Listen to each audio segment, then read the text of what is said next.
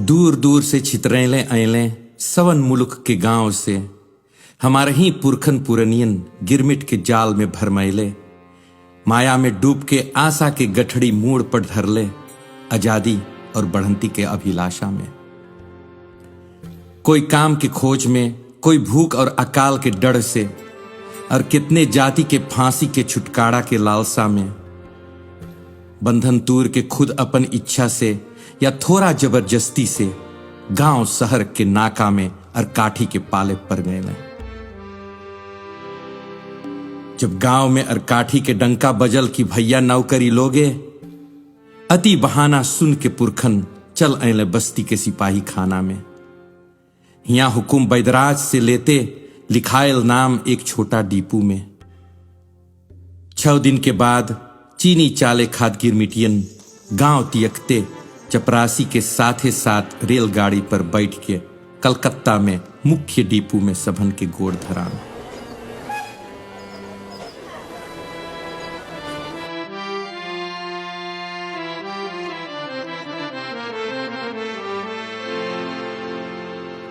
कलकत्ता के हावड़ा रेलगाड़ी भवन पर ठड़ाव भइल। यहां से फिर पैदल या एक नैया में हुगली नदी के किनारे गार्डन रिच के मुख्य दीपू में पहुंचावा भइल। झोरी गठड़ी गांठी में बंधले भाषा और संस्कृति के साथ आते फिर दोबारा बैदराज के हुकुम से भइल स्नान नदिया में। बातचीत के बाद अंगुड़ी के छापा की तो एक खांची से भइल दस्तखत गिरमिट के कंतराक के। 5 बरिस कुछ दूर श्री राम टापू में नौकरी करे खातिर। कुछ हफ्ता कलकत्ता के डीपू के स्थान में जिंदगी कटल, एक से एक दुर्वन के सुरक्षित सेवा में, जमादार और सरदार के कैदी में।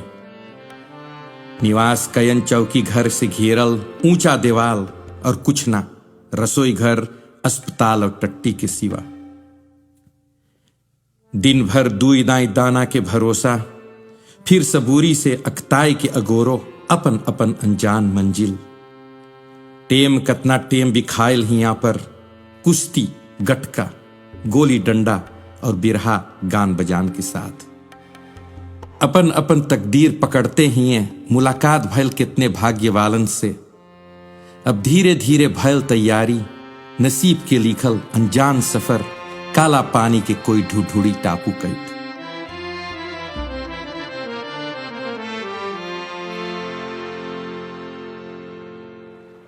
गार्डन रीच नंबर 20 के घाट से छुटल कलकत्ता से जहाज।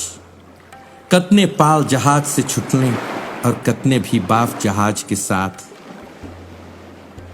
मेल चढ़ते सबके मिलल एक पटिंटी अपन अपन गटई में टांगे के। यही रहा सभन के निशाना, जौन में सभन की गिरमिटिया नंबर खुरचल रहा। छुटल प्राण कयन के आंस बहते, दिल एकदम ठंडान। लहर से लहर पर छूलत जहाज पगला समुंदर के सामना करते। धीरे धीरे बिछड़ल देश पलवार, कलकत्ता के डीपू से भइल बाप दादन के देश त्याग। और यहीं से शुरू भइल सभन के नवा इतिहास।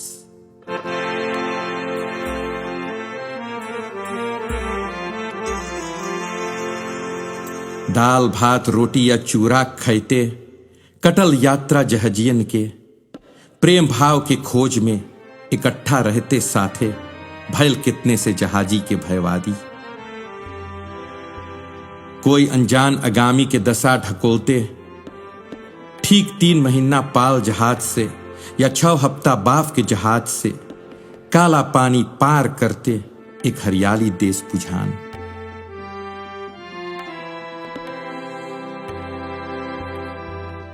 सरनाम नदी के मुहारे पहुंचते हर एक मगन में अपने के ताके। हाथ जोड़ के मांग करिल सब जल्दी धरती पर पांव धरे खात। पानी पर किला के आंगन में भइल हर एक के निरीक्षण। तब छोटा बोट पर खेवत खेवत मरीन त्राप के घाट पहुंचावा भइल। यहीं से तुरंते कूली डीपू में भइल परनासी के मंझा के अगोरावा। 1-2 हफ्ता यहीं ठहरले, मिलल सबके एक प्रमाण लिफरत के नाम से। और फिर निकलने सभन परनासी की ओर अपन अपन गिरमिट काटे।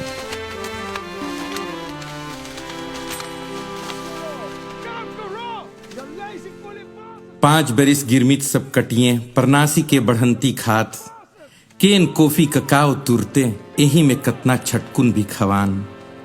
मर्दाना पाए लगभग 12 आना हर रोज, औरतन पहले 8 आना। हफ्ता में 6 रोज कस के काम भइल, खेत में 7 घंटा, कारखाना में 10 घंटा। घर बसल कूली लाइन्स में जौन रहा एक रकम के कंपू निवास। ई बेदेसिया मेहमानन खात 4-6 घर एक लाइन पर बनल रहा। काम भल पारी पारा में हर एक के अपन अपन कार्य। सरदार के छपकी के आवाज सुनते भैल जगाई पचलहरा 4 बजे। खाए के बाद तैयारी भैल सबके खेत में 5:30 बजे से। पसीना चुवैते खूब काम भैल, अब घाम में डुबले।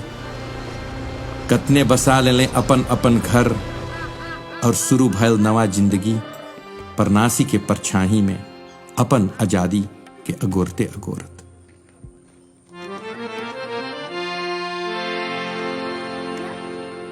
आज देखते देखते 150 बरिस नकचाद भी है। कतने औलाद हमार पुरखन पुरनियन के संतान अब चित्रान है दुई देश के हर एक कोना में। कोई रहे सरनाम देश में और कोई बसल है होलंत में। बंधन तूरे झुक के ताकल जात है अपन अपन बीतल कहानी की। सिर्फ मजहब और संस्कृति के एक पातर डोड़ा में बांधल। कैसे है आगामी, कौन भविष्य?